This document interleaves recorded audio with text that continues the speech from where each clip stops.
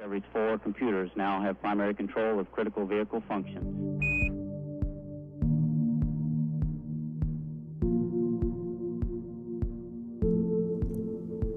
Du lytter til Ida Space Talks, en podcast om rummet over os, om hvordan universet har haft indflydelse på vores selvforståelse og vil præge vores fremtid. Ida Space Talks er udgivet af Ida, fagforening for teknologi, IT og naturvidenskab, i samarbejde med det faglige netværk Ida Space. Mit navn er Tino Tønnesen, og det er mig, der er vært på Ida Space Talks.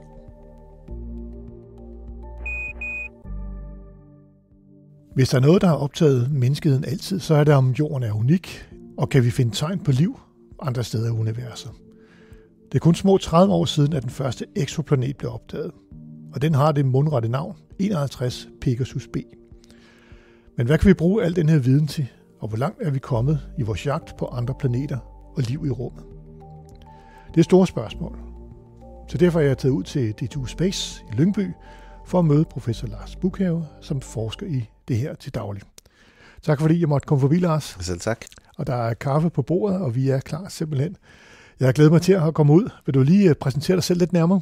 Ja, altså jeg er Lars Bukhave, jeg er professor i astrofysik og har speciale i eksoplaneter, så jeg leder en gruppe her på DTU Space, hvor vi forsker i eksoplaneter, altså planeter omkring andre stjerner. Hvad er en eksoplanet?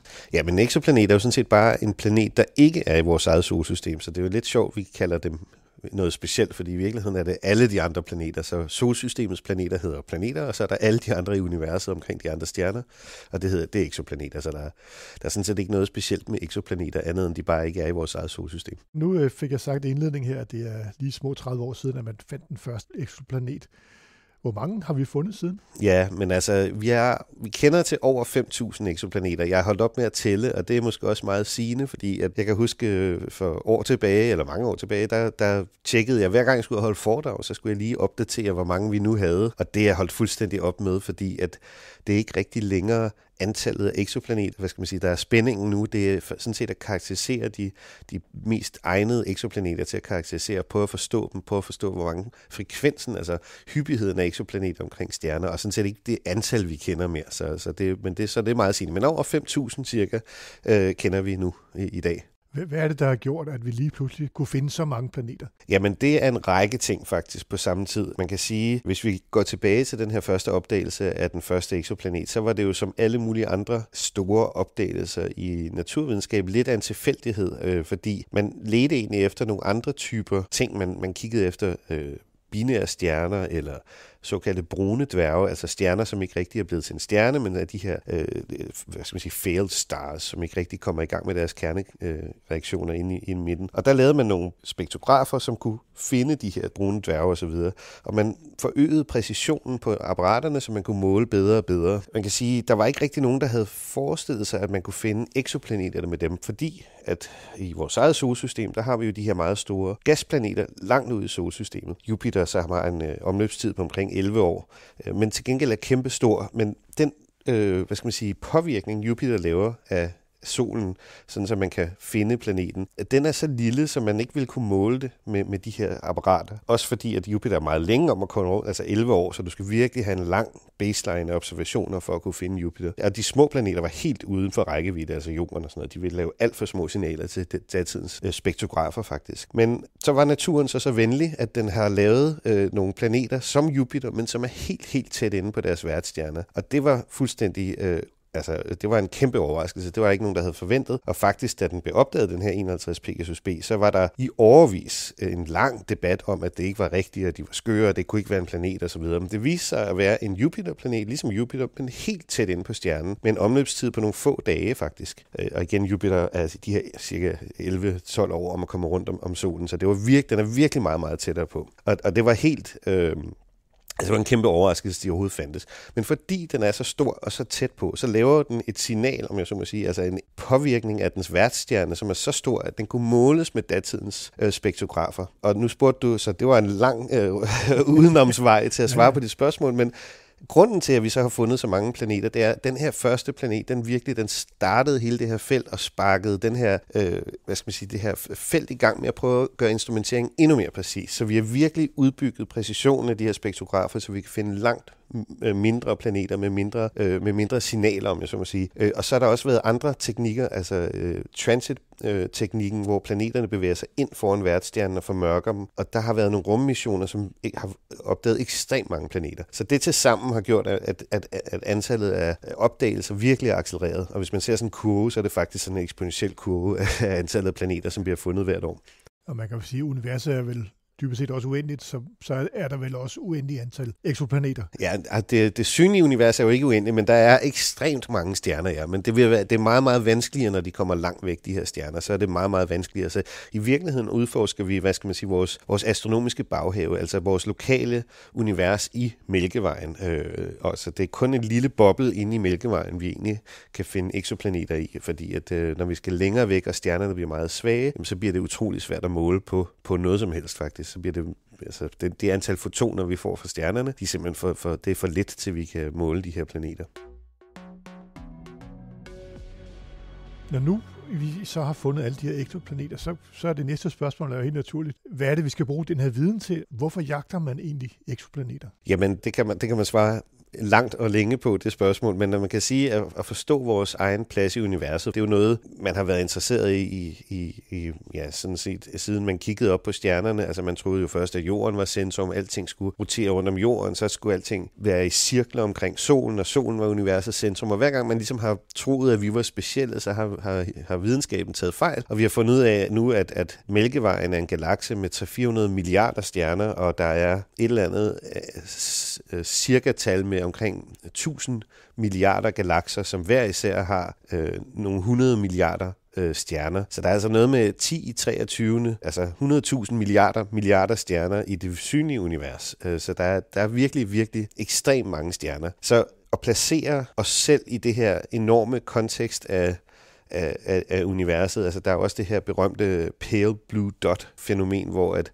Carl Sagan fik Voyager-sonderne, da de var helt ude i det ydre dele af solsystemet, til at vende sig rundt og kigge tilbage på jorden, og så ser man den her ene blå pixel, som er jorden set langt væk fra, flyde i det uendelige sorte ingenting, og ligesom prøve at forstå, hvor små vores planet er, og hvordan vi hænger sammen i det større univers. Det er jo sådan en af de der ting, man kan gøre med at forstå, hvad der er af andre planetsystemer. Og for 30 år siden havde vi ingen forståelse af, om planeter var noget specielt, eller om det var noget, der var almindeligt, og i særdeleshed om små planeter, ligesom jorden, der hvor vi kunne forestille os, der kunne opstå liv andre steder, om det var noget almindeligt eller ej. Og det ved vi virkelig i dag, at små planeter er ekstremt almindelige. Hvis vi skulle have nogle tal på banen, så kan man sige, at vi publicerede et paper sidste år, bare hvor at vi snakker om hyppigheden af jordlignende planeter i den beboelige zone. Og der skal vi så eller jordstørrelse planeter på størrelse med jorden, som har en fast overflade og måske kunne have en tynd atmosfære, ligesom vi har det, som er i den beboelige zone, og det er så afstanden fra stjernen, hvor temperaturen er sådan på overfladen af planeten, at der kunne være flydende vand, hvis der ellers er vand på planeten. Altså den har den ikke for kold, så den er en iskugle, eller ikke for varm, så den er lavaplanet, eller få alt vandet dampet af. Så hvad er hyppigheden af jordlignende planeter i den beboelige zone omkring sollignende stjerner? Og der finder vi frem til, at det er cirka hver eneste eller hver anden sollignende stjerne i Mælkevejen, som har planeter ligesom jorden. Og det er jo ekstremt, så hvis du kigger op på himlen og peger, så er det 1, 2, så er der nok en planet som jorden i den beboelige zone. Og med de her 300-400 milliarder stjerner i vores galakse bare, så er der altså milliarder af jordstørrelse planeter i den beboelige zone omkring sollignende stjerner. Så der er virkelig, bare i vores egen galakse, ikke? Så der er virkelig, virkelig mange muligheder for, at de mest basale omstændigheder er til stede for, at liv kunne udvikle sig. Jeg skal så sige, det er de mest basale, ikke? Der er en række andre ting, men altså, at man har en klippeplanet, som kan have en tynd atmosfære, og man har den rette temperatur på planeten. Det er ligesom de to mest basale ting, vi kunne forestille os for liv eksisterer. Dem er der altså ekstremt mange af. Så kan man jo så begynde at tænke på, findes der så liv på de planeter? Og det er jo det, som den nære fremtid faktisk vil beskæftige sig med, om der er beboelige omstændigheder på planeterne, om vi kan finde tegn på liv på de her planeter, der er så mange af. Nu kom du lidt forud for mit næste spørgsmål. Jagten på exoplaneter er jo dybest set også jagten på liv på andre planeter. Hvad er det så, I kigger efter det? Er det nogle biomarkører? Er det oxygen i atmosfæren? Eller hvad er det, I kigger efter? Det er i hvert fald, kan man sige, the holy grail af exoplanetforskning. Det er jo i sidste ende at finde ud af, findes der tegn på liv andre steder, hvor almindeligt er livet i universet. Altså der er selvfølgelig også ekstremt mange andre grene af exoplanetfeltet, at forstå astrofysikken og forstå fysikken i planeternes atmosfære osv., som er ganske interessante. Men det er ligesom det største mål, det er der at finde ud af, findes der liv andre steder. Og det kan man finde, hvis vi kigger på vores egen jord, så er jorden blevet fuldstændig ændret, altså terraformet af liv på jorden. Altså vi startede ud med en atmosfære, som i virkeligheden minder meget om i komposition af Venus og Mars, som har CO2-dominerede atmosfære, som i øvrigt er meget forskellige, de to atmosfærer, men de er hovedsageligt lavet af koldioxid.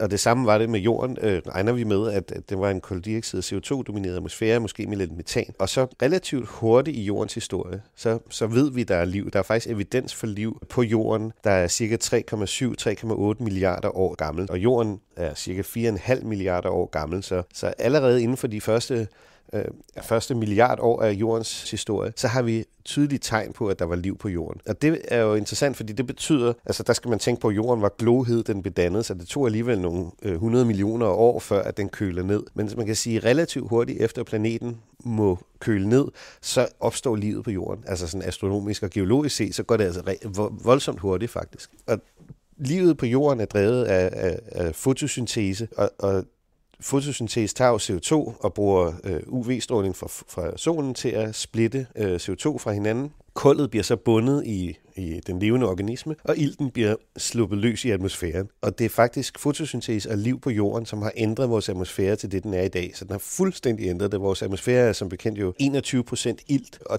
alt den ilt, altså det er jo en relativt stor, en fjerdedel eller en femtedel af atmosfæren, det er ilt, og det ilt er kun kommet på grund af liv på jorden. Så livet har fuldstændig ændret, hvordan vores jord ser ud. Og man kan sige, man kan kigge på atmosfæren af de her planeter, altså exoplaneter, og finde ud af, hvad for nogle bestanddele der er i atmosfæren på de her planeter. Det kan vi komme tilbage til, hvordan man gør, men i det vi kan det, så kan vi lede efter ilt for eksempel i atmosfæren på andre planeter, fordi ilt jo på jorden er en biosignatur. Ilt er lavet af liv. Ilten vil forsvinde relativt hurtigt, hvis livet forsvandt på jorden, fordi at ilt er en meget reaktiv gas. Så derfor kalder vi det en biosignatur. Og man kan sige, hvis i det, at det har været der omkring næsten 4 milliarder år på jorden, så hvis der var, lad os sige, der fandtes en eller anden civilisation, som kunne lave en kikkert, ligesom vi er tæt på at kunne gøre her på jorden, så vil de kunne kigge på vores atmosfære, og så vil de kunne se, at der er noget, der er anderledes. Altså, der er noget, som er ude af ligevægt, og som kun kan være forårsaget af biologi. Så vi kan sådan set ikke gemme os, faktisk. Altså, alle vil kunne kigge på jordens atmosfære og sige, hov, der er altså noget, der foregår på den her planet, som er anderledes end de andre. Og Mælkevejen er jo 100.000 lysår i diameter. Det vil sige, det tager lyset 100.000 år at komme fra den ene ende af Mælkevejen til den anden. Og i det livet har været der på 3,8-3,7 milliarder år, så har der jo været rige muligheder for at kigge på jordens atmosfære og se, hey, der er altså noget, der er anderledes her. Og det er jo så det, vi vil gøre. Altså, vi vil kigge på atmosfæren af andre planeter og prøve at se, om vi kan finde ud af nogle kemisk uligevægte, som kunne pege på, at det kun kan forårsages af liv. Næste skridt er jo så at finde ud af, er der et temperatur og tryk på overfladen, som ikke er for varmt eller ikke er for koldt, og så finde ud af, om der er de her kemiske uligevægte, som kunne pege på, at der er liv i atmosfæren på planeterne.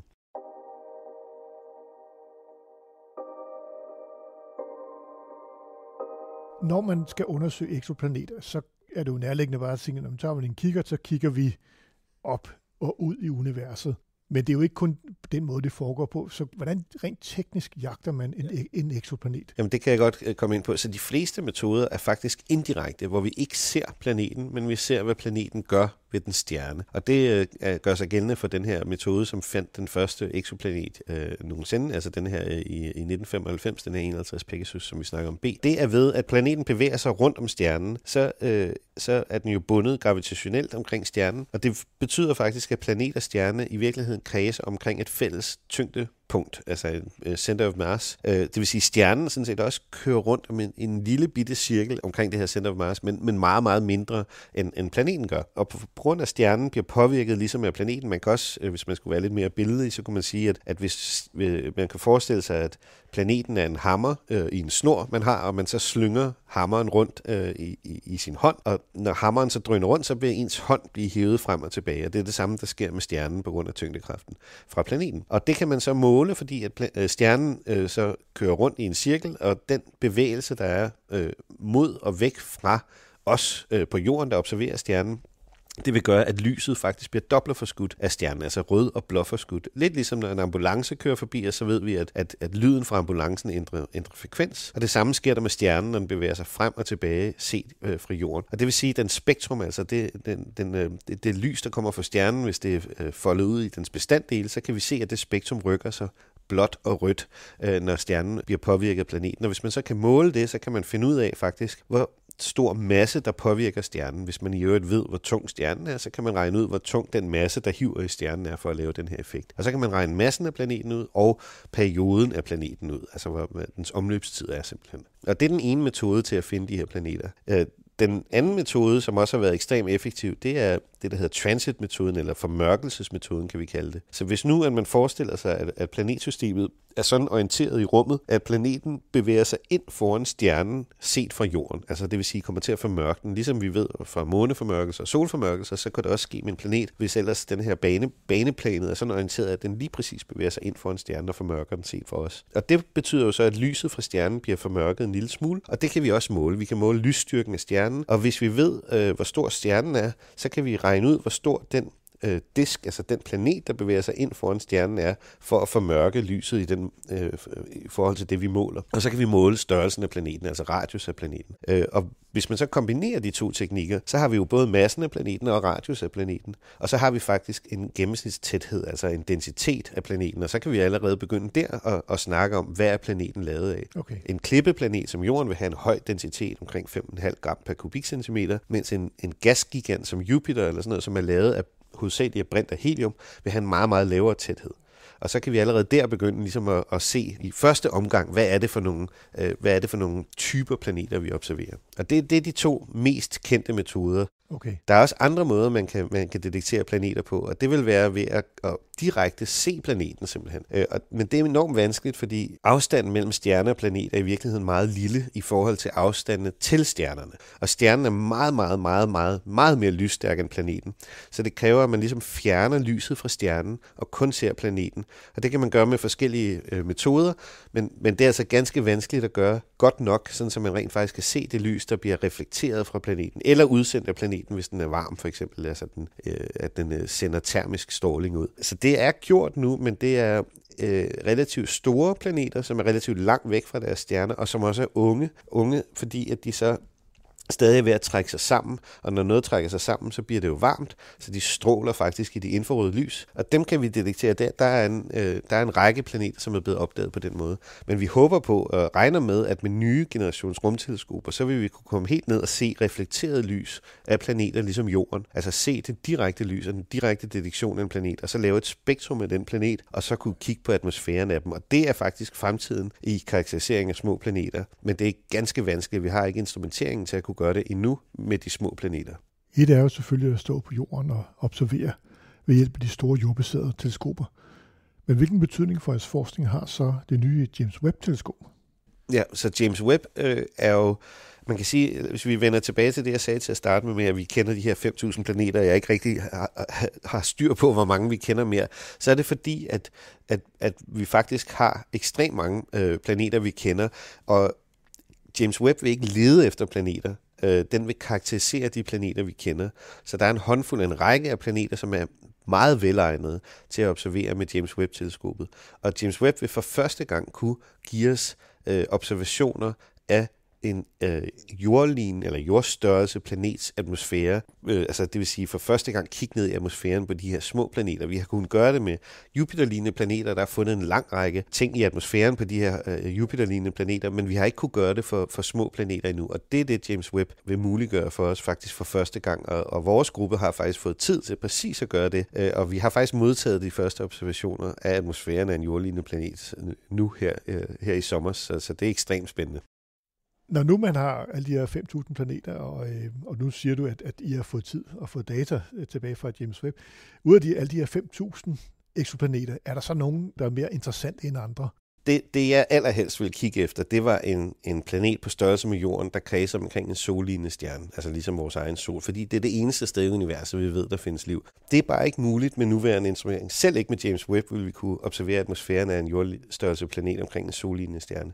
Til gengæld vil vi kunne kigge på atmosfæren af jordstørrelse, jordlignende planeter omkring såkaldte M-dværge. M-dværge er meget, meget små og kolde stjerner, som er meget, meget mindre end solen. Og grunden til, det er så godt, det er fordi, at hvis vi tog en jordstørrelse planet og satte ind foran en sollignende stjerne og en M-dværg, så vil den formørkelse, altså det signal, vi får, når den bevæger sig ind foran en M-dværg, være ekstremt meget større, eller er ekstremt meget større, end hvis det er for en sollignende stjerne. Så det er simpelthen bare et spørgsmål om signal til støj.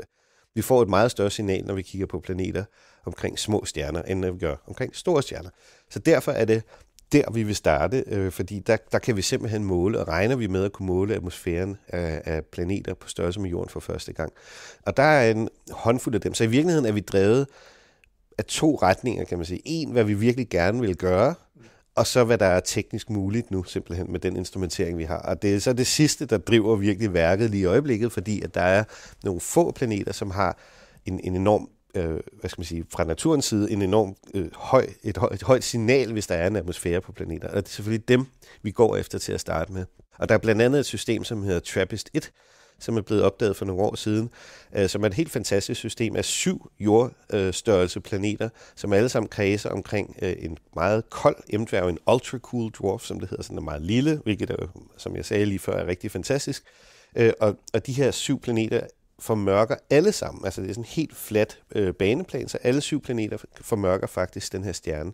Så det er et meget fint laboratorie, hvor vi kan se, at den inderste planet har en omløbstid på kun 1,5 dag, altså det vil sige et år, om vi så må sige et jordår, der kun varer 1,5 dag. Og så går det ellers ud af med få dage for de ydre planeter. Og fordi stjernen er så kold og kølig, så vil det faktisk sige, at de 3 midterste planeter, eller måske endda 4, lidt afhængig af, hvordan man definerer det, er i den beboelige zone, på trods af, at de har omløbstider på få dage faktisk, altså måske 10 eller 15 dage. Men det kan man også, når jeg siger det, så kan man også regne ud, at det er et meget, meget anderledes planetsystem. Det kan godt være, at temperaturen er rigtig, men det er jo en helt anden type stjerne.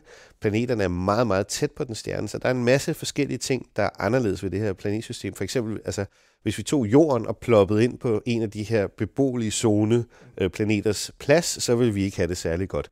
Og det er der adskillige grunde til. Så en af grundene er, at planeterne er gravitationelt bundet, altså tidally locked, som det hedder på engelsk. Ligesom månen er omkring Jorden, så månen har hele tiden den samme side, der peger hen mod Jorden, altså den her dagside.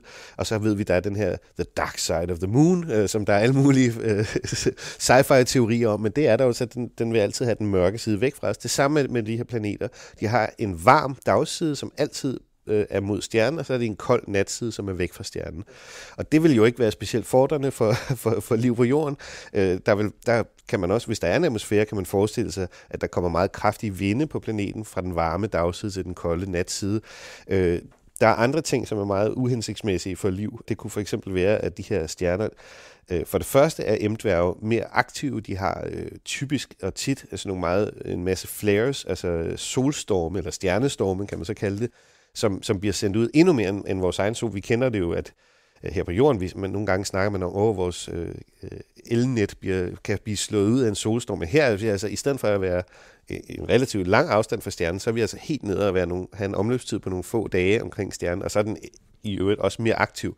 Så man kunne forestille sig, at det ikke var specielt rart, og man kan også forestille sig faktisk, at måske atmosfæren i virkeligheden bliver strippet af planeten på grund af alle de her eller stjernestorme. Og vi håber selvfølgelig, at der er nogle atmosfærer, der kan overleve på de her planeter. Man kan også forestille sig, at planeternes atmosfære bliver regenereret over tid, for eksempel med vulkansk aktivitet, ligesom det sandsynligvis er sket på Jorden. Så man kan sige, at omstændighederne er temmelig anderledes for de her M-dværge, men det er der, vi kan lave de her målinger for første gang. Det er vi det er enormt spændende. Og som jeg sagde, så har vores gruppe har fået tid på James Webb til at kigge på en af de her TRAPPIST-planeter, den der hedder TRAPPIST-1c, som nok er lidt for varm til at kunne have liv, men den til gengæld er enormt god at observere. Og vi forestiller os, eller det vi gættede på, da vi skulle skrive en ansøgning, så skal man ligesom komme med en eller anden idé om, hvad man gerne vil prøve at observere. Og det er jo vanskeligt, fordi vi ved ikke, atmosfærerne kan være. Men vi sagde, okay, hvad hvis det er en atmosfære ligesom Venus, vil vi så kunne observere den? Og det har vi lavet en masse simuleringer af, og det kan vi faktisk, hvis den her planet har en Venus-atmosfære. Så det er det, vi håber på at kunne gøre. Og hvis vi skal lige have en lille anekdote, så fik vi den her tid og var enormt glade for det, fordi det er hård konkurrence med resten af verden. Men tiden bliver så uddelt over det første år observationer på James Webb-teleskopet. Og det har sådan set ikke noget at gøre med, om observationerne er interessante eller ej. Det er et kæmpe stort puslespil, hvor man prøver at bruge teleskopet så godt som overhovedet muligt. Og til vores ærgelse, så blev vi så sat aller sidst i den her periode, så observationerne skulle egentlig komme ind her i oktober-november 2023, altså cirka om et års tid. Og James Webb begyndte at observere her i sommer, altså i juni 2022, så vi lå altså aller sidst. Og så tænkte jeg, det var da jo ærgerligt og sådan noget, men okay, så behøvede vi ikke at kæmpe helt vildt med at lave pipelines og finde ud af, hvordan man reducerer dataen. Det kunne de andre så, gå mok med, og så kunne vi ligesom... Men så en lørdag her i sommer, så ringede min PhD-studerende til mig, Alex, og sagde, hey, Lars, jeg ringede en lørdag aften, så tænkte jeg, okay, der er nok et eller andet på færde. Det viser sig så, at vores observationer var blevet rykket, eller nogle af vores observationer blevet rykket helt frem i starten, som noget af det allerførste, James Webb ville kigge på. Så han sagde, det ser ud som om, at vores observationer bliver på onsdag i den her uge, altså i næste uge, eller tirsdag, eller hvad det nu var. Og så fandt vi så ud af, at data ville blive sendt tilbage fra teleskopet om fredagen, og vi havde slet ikke forberedt os. Udover det, så den fredag, hvor jeg så sidder og downloader dataen, det er så den sidste dag, inden jeg skal på ferie. Alexander skal flytte til USA med sin familie og starte en postdoc på Harvard Smithsonian Center for Astrophysics, og var ved at købe IKEA-seng, og hvad ved jeg, så de kunne være noget. Så det var sådan et temmelig ubelejligt tidspunkt for os, men fantastisk jo, vi fik dataen, så vi var både enormt glade, men samtidig også lidt presset, fordi vi ikke havde gjort os klar til at få de her data. Det skal så også siges, at det er en af de 4 transits, altså de 4 observationer, vi havde ansøgt om, og der var nødvendige for at kunne se en atmosfære. Så vi regnede sådan set ikke med, at vi ville kunne se atmosfæren af planeten med den her observation. Og det viser sig så også, altså det er ikke publiceret nu, men det viser sig også, at vi ser ikke nogen feature i atmosfæren med den her ene observation. Men det er jo enormt sjovt alligevel, fordi det viser faktisk, at vi var det første hold i verden, der fik lov til at bruge James Webb til at forsøge at observere atmosfæren af en jordlignende planet. Nej, det var da enormt spændende. Ja. Jeg kan godt forestille mig, at hjertet lige springer et slag over, når man får at vide, at det er på onsdag, og ikke om et år eller halvandet år. Ja, præcis. Ja. Så det var sådan lidt, wow. Så ja, det var fantastisk, og vi har fået downloadet dataen og fået bygget en pipeline op hurtigt og analyseret det. Men som sagt, ikke noget signal endnu, og vi håber med de 4, eller med de ekstra 3 observationer, at vi så kan begynde at kigge efter noget. Hvis nu vi går, lad os bare sige 10-20 år ude i fremtiden, hvad er det så, I håber på med jeres forskning at kunne dokumentere og kunne finde? Jamen, der er det jo det her med at finde ud af, om der findes liv andre steder. Altså om livet på jorden er unikt. Og hvis det er det, så er det jo virkelig unikt, fordi der findes jo de her, som jeg var inde på, milliarder af jordstørrelse planeter, der har den rette temperatur. Og hvis ingen af dem er i stand til at udvikle omstændigheder og liv på de her planeter, så er vi jo faktisk ekstremt unikke. Og så er det måske, du spurgte tidligere, hvad skal man bruge det her til, men så skal man måske i endnu højere grad tænke på, at vi virkelig skal passe på vores planet, og det virkelig er noget særligt. Den anden mulighed er jo, at liv eksisterer alle mulige steder, og det vil jo være kolossalt spændende og interessant, og efter min mening vil der være et tidspunkt i historiebøgerne, hvor at vi før, der kendte vi ikke vores plads i universet og vidste, om der fandtes liv andre steder, og efter, at jeg tror, det vil være, når man sådan ser tilbage, vil det være en relativt skelsættende begivenhed i verdenshistorien, at derfra, nu ved vi faktisk, at der findes liv alle mulige andre steder på alle mulige planeter, eller at der ikke gør. Så for mig at se det, altså, så det er jo selvfølgelig det store mål, man kan sige, du spørger om de næste 10 år, eller måske de næste 20 år, jeg tror, de næste 10 år, der vil vi prøve at karakterisere atmosfæren af de her planeter for første gang. Vi har simpelthen ingen anelse om, hvordan atmosfæren på planeter ser ud. Ligesom da vi startede på exoplanetfeltet, vidste vi ikke, om der overhovedet fandtes, hvad for nogle typer planeter, og hvad for nogle systemer, der fandtes. Det har så vist sig, at der findes stort set alle typer planeter, du kan forestille dig, i alle dele af parameterspace. Der er en enorm diversitet af planeter i universet. Men der findes også rigtig, rigtig mange af de her små planeter på størrelse med Jorden. Så første skud er at prøve at finde ud af, hvad for en diversitet er der i atmosfæren, hvad for nogle miljøer er der. De her jordlignende planeter, har de atmosfære? Det er sådan det 0. ordens spørgsmål. Hvis de har, kunne man så forestille sig, at tryk og temperatur og omstændighederne i atmosfæren er sådan, så vi kunne forestille os, at livet kunne udvikle sig på dem. Og det næste skridt er så at finde ud af, findes der tegn i atmosfæren, ligesom der gør her på Jorden, på at der er biologisk aktivitet. Og jeg vil sige, de næste 10 år, allerede som startende nu, simpelthen her i sommer, der får vi første mulighed for at kigge i atmosfæren på de her jordplaneter for første gang. Og i slutningen af det her årti, der vil ELT, altså det europæiske Extremely Large Telescope, komme på banen, og den vil også hjælpe os med at observere atmosfæren af de her planeter, og måske vil ELT faktisk tillade observationer af det her ilt, altså de her biosignaturer i atmosfæren på jordlignende planeter for første gang, for det kan James Webb sandsynligvis ikke gøre til gengæld. Der er et spørgsmål, alle stiller dig. Kan man kigge efter andre former for liv? Altså, men det er jo måske svært, når vi ikke kan forestille os, hvordan det er. For det første er sådan rent praktisk, hvis man skal foreslå et rumteleskop, der koster 10-15 milliarder dollars, og man siger, ja, vi kigger lige derud og ser, hvad vi... så er det ret lille chance for at komme igennem, så man skal have en meget, meget præcis science case, man skal prøve at undersøge. Og så det er sådan den mere, pragmatiske grund til, at det er en god idé at lede efter det. Men der er også, synes jeg, en række videnskabelige grunde til, at det ikke er helt fjollet at lede efter liv, som vi kender det på Jorden. Og så skal jeg så sige, samtidig, nu kommer jeg med dem, men samtidig er vi enormt opmærksom på ikke at være for Earth-centric, som det hedder. Ja, altså, fordi hvis vi ser historisk på det, så har det jo været en fejltagelse, man igen og igen har gjort. Altså, vi vil holde øjnene åbne på alt det andet, vi ikke kan forestille os, som du siger, som du nævner. Og når man får nye apparater, nye instrumenter, nye teleskoper, så er det jo netop de ting, som kommer frem. Altså alle de ting, de største opdagelser, alle de ting, vi ikke har forudsat. Ja. Okay, men for at gå tilbage til, hvorfor det ikke er helt tosset at lede efter liv, som vi kender det. Jeg vil sige, for det første er det et delspørgsmål om, findes der liv i universet? Så det er det store spørgsmål, men findes der liv, som vi kender det, altså med fotosyntese og så videre, som vi kender det her på Jorden? Det er også et delspørgsmål af det store spørgsmål.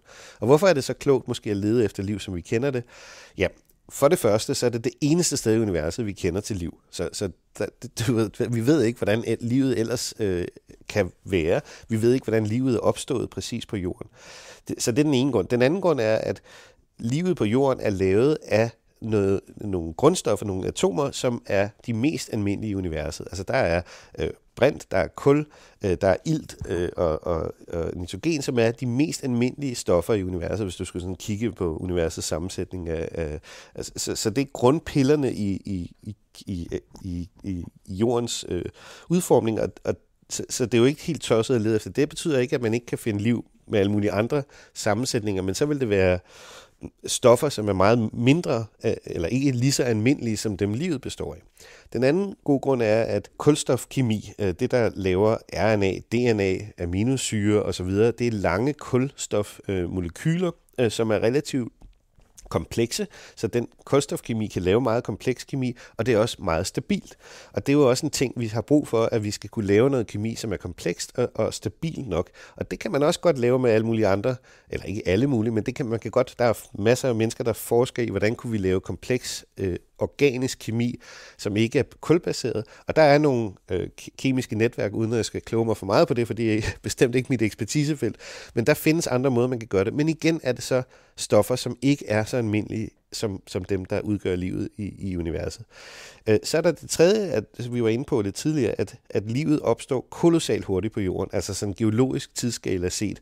Jorden dannes 4,5 milliarder år siden, så går der nogle 100 millioner år, indtil jorden køler nok ned, og så kan vi finde evidens for liv, som er 3,7-3,8 milliarder år gammel. Og i virkeligheden er det det længste, vi kan se tilbage i jordens historie. For før det, så er der ikke noget, der er, tilbage. Det er simpelthen blevet ødelagt. Altså, vi kan ikke kigge længere tilbage i jordens historie, så det kunne faktisk være, at livet opstod endnu hurtigere. Men så langt vi kan kigge tilbage i den geologiske historie på jorden, allerede der, så langt vi kan kigge tilbage, der findes liv på jorden. Så det kommer meget hurtigt, hvilket så også er en god grund til at måske lede efter liv, som vi kender det. Så alle de grunde til sammen, så synes jeg ikke, det er tosset at lede efter, eller kigge efter noget, som minder om det liv, vi har på jorden. Hvad siger din mavefornemmelse? Finder vi liv? Ja, men så det er jo et godt spørgsmål, så det bliver jo også stillet ofte, og der kan man så sige, hvis jeg svarer på det, så kan vi jo lige så godt stille et spørgsmål til hvem som helst, fordi at det ved jeg jo ikke, og videnskab er jo at prøve at kigge. Men omvendt, så hvis vi nu sad på en bar, og vi skulle vædde en øl, så vil jeg nok vædde øllen på, at der nok findes en eller anden form for liv på alle de her milliarder af planeter. Med den viden, vi har i dag, så hvis det ikke er sådan, så er det i hvert fald sådan, at livet på jorden er ekstremt ualmindeligt.